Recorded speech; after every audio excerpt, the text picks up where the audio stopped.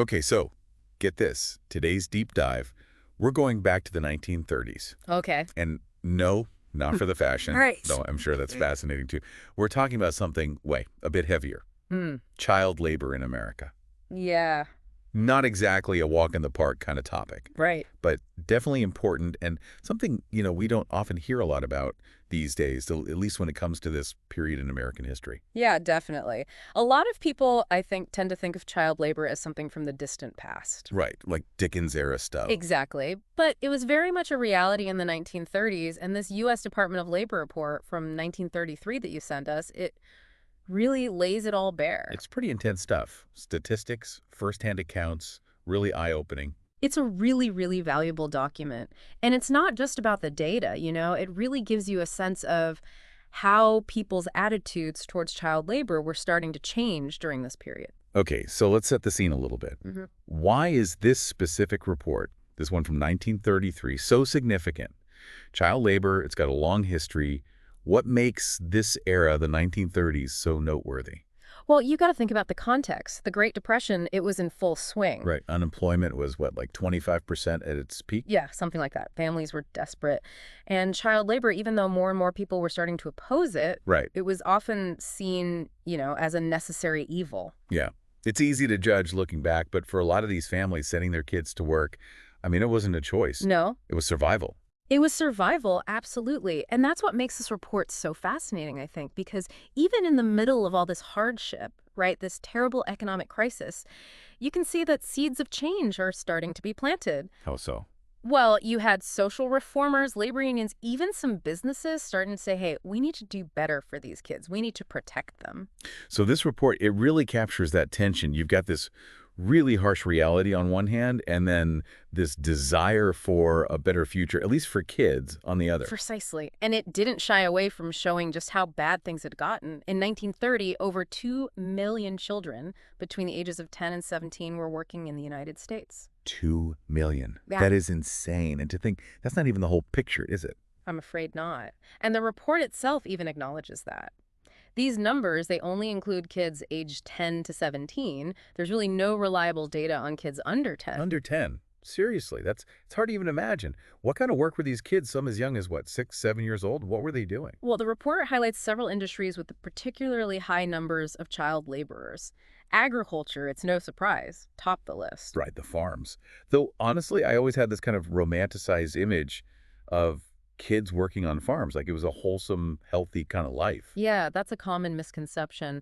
The reality, as this report makes clear, was very, very different. It was grueling, backbreaking labor, often in really terrible conditions. And we're not just talking about kids helping out on their family farms here. This was different. Right. The report specifically talks about the rise of these large commercial farms that were heavily reliant on child labor, often from migrant families. Oh, wow. So these kids were really being exploited. Yes, and they often face the worst of the worst. Terrible housing, almost no sanitation, very limited access to education, if any at all. It's horrible. It's a side of the agricultural industry that we don't always think about. Were there other industries that really stood out in the report? Yeah, manufacturing was another big one. Canneries, in particular, were notorious for their terrible working conditions. The report really goes into detail about the canneries, doesn't it? And it doesn't sound good. It seems like the location of these places played a big part in why they were so bad. You're right. Canneries were often in rural areas, far from prying eyes, far from labor inspectors, really, which made them, ripe for exploitation. Out of sight, out of mind. Exactly. And you have to remember, a lot of cannery workers, they were migrants. They were minorities, groups who already faced so much discrimination. Right. They had very little power. Exactly. It made them incredibly vulnerable to this kind of exploitation. Yeah. It's a sad reminder that these issues, they often go hand in hand, don't they? So we got agriculture, manufacturing. But this report didn't just focus on those big industries, did it? What else was going on? You're right. It wasn't just those big industries. The report actually, it goes beyond that and exposes some of the kind of hidden corners of child labor in the 1930s. Places like, private homes. Private homes. Yeah, where young people were employed as domestic servants. Domestic service. See, that's not something you really think about right away when you think about child labor. I mean, you Yeah. picture factories, fields, that kind of thing. Right. But this was happening in people's homes. Exactly. And because it was so unregulated, domestic service was particularly vulnerable to, exploitation. Yeah, I keep You going. had these young girls, I mean, many of them weren't even teenagers yet, working long hours, doing things like cooking, cleaning, childcare. And because they were living with their employers, it created all sorts of, opportunities for abuse. It was Yeah, that's a really, really dark side of this whole thing. right. And again, like you said, it was hidden. It was happening behind closed doors. Exact. So much harder to, regulate, to even be aware of. Mm. This report's really, it's helping to kind of paint a more complete picture of what was going on. Yeah. Did it get into the specifics of the actual work? Like, what was the day-to-day like for these kids? It did, yeah. So in addition to those statistics, the report includes these kind of vivid descriptions of the work children were actually doing. Okay. And it's heartbreaking. For example, in those canneries we were talking about, Right. children, some as young as 6 years old, 6? 6 years old, were working alongside adults, often for 10, 12 hours a day. Oh my gosh. In those conditions. In those conditions, yeah, you can picture these young children, I mean, barely old enough to be in school, standing for hours on end in these hot, steamy factories, peeling tomatoes, snipping beans, husking corn. It just sounds awful. It was, and the report even talks about the constant risk of cuts and burns. Oh yeah, with those the sharp knives and the boiling water. Exactly. It Yeah. was a very real danger for these kids. And the long hours, the heat, the exposure to, I don't know, everything in those factories. I mean, it must have taken a real toll on their health. Absolutely. This kind of work had very real and very serious long-term consequences. The report actually draws a direct line between the conditions in these canneries and things like stunted growth, chronic pain, respiratory illnesses. Wow. It's like their bodies were just breaking down. Basically, yeah. You can see how these early experiences could have impacted these children for their entire lives. Makes you wonder how common these health problems actually were and how aware people were of the connection to child labor. This report is full of these grim details that, I don't know, they really make you stop and think.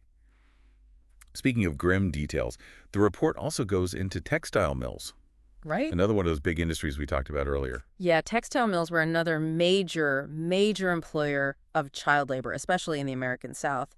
The work was incredibly demanding and dangerous, even for adults. I've seen pictures of those mills, just Yeah. rows and rows of those huge, noisy machines. Hard to imagine anyone, let alone a child, spending hours and hours in that kind of environment. Oh, it was awful. The noise was deafening. The air was thick with all this dust and fibers, and these kids were often operating dangerous machinery with very little training, if any at all. The report actually, it includes stories of children losing fingers, getting their hair caught in machinery, all sorts of horrible things. It's one of those things where, like, the pictures, they don't really do it justice. You see a photo, you think, oh, that's a tough job. But the report, it highlights all these hidden dangers, things you wouldn't even think about. Exactly. Like you said earlier, it's really important to look beyond the surface. It is. So we've talked about factories, we've talked about fields, we even touched on domestic service. Were there any other areas where child labor was particularly prevalent? Yeah, the report, it also sheds light on what was called the street trades. Street trades. Yeah. It was a sector that, while it wasn't as visible as the factories or the farms, Right. it still employed a significant number of children. What does that even mean, street trades? So think like newsboys. Oh, okay, like delivering newspapers. Exactly, shining shoes, that kind of thing. We've all seen those images in old movies and stuff, but Yeah. the reality was, well, it was far less glamorous. Yeah, I can imagine. Yeah. The report describes newsboys, some as young as 8 or 9. 8 or 9. Working long hours, often late into the night, selling newspapers on street corners, exposed to all kinds of weather, scorching heat, freezing rain, and they often had to navigate some pretty dangerous neighborhoods. And carrying those huge bundles of newspapers. You ever tried carrying a stack of those things? It's not easy.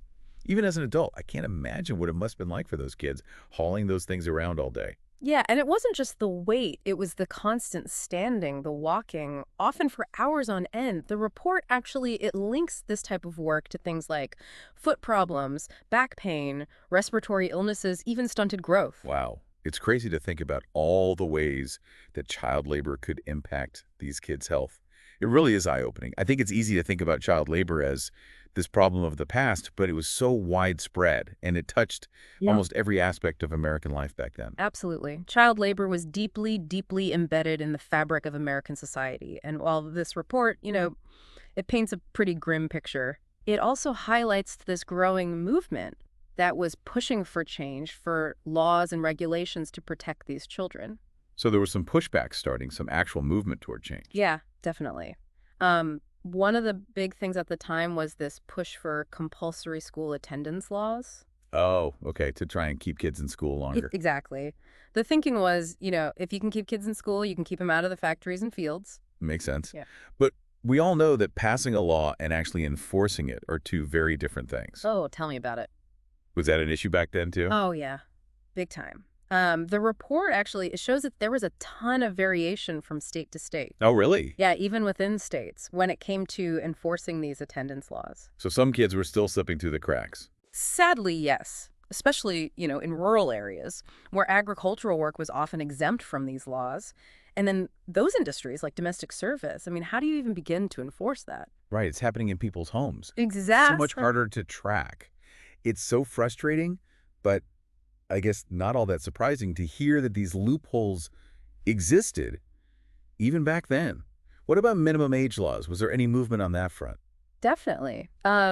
There was a huge push to establish a minimum age for employment. Like, people were really starting to question this whole idea of children, especially young children, working at all. Well, yeah, it seems like a no-brainer now, but back then, I imagine that was a pretty radical idea for some folks, especially those who relied on that child labor. Oh, absolutely. So what was the minimum age they were pushing for? The report talks about a big push for a 14-year minimum. 14. 14?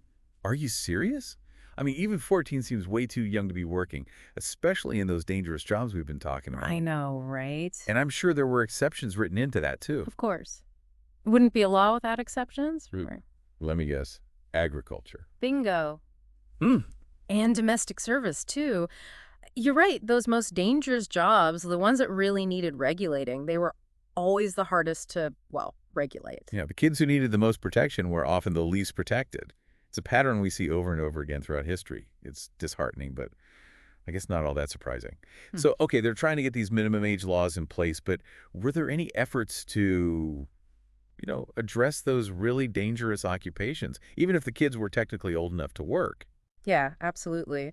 The report actually goes into this in quite a bit of detail. There was a growing movement to try to regulate what were considered, dangerous occupations for minors. Dangerous occupations. So basically acknowledging that even if a kid was, say, 14, there were still some jobs that were just too risky for them to be doing. Exactly. Okay, so what kinds of jobs were they targeting? Give me some examples. Well, they were looking at things like, operating dangerous machinery, working with hazardous chemicals, any job that involved, like, heavy lifting or prolonged exposure to extreme temperatures, things like that. So trying to get kids out of the factories, the mines, I imagine those canneries too. Yes, all of that. And, farms too, like operating farm equipment. There was this growing understanding that young people were just especially vulnerable to workplace accidents, long-term health problems. I mean, their bodies are still developing, their brains, they don't have the same judgment as an adult. Right. They just weren't equipped to navigate those kinds of environments safely. It all sounds very, I don't know, sensible, like common sense.